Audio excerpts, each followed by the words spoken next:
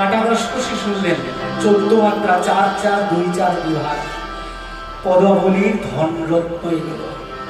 ধরাদার শুনলেন একটু কানে যাক না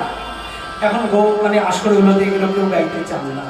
শ্রোতারা শোনে না আপনারা একটু পাশে থাকুন না থাকলে এই জিনিসগুলো আবার উঠে আসবে এবারে আমি এগোচ্ছি রবীন্দ্র দাসের ছোট দশকোষে চড়ে যা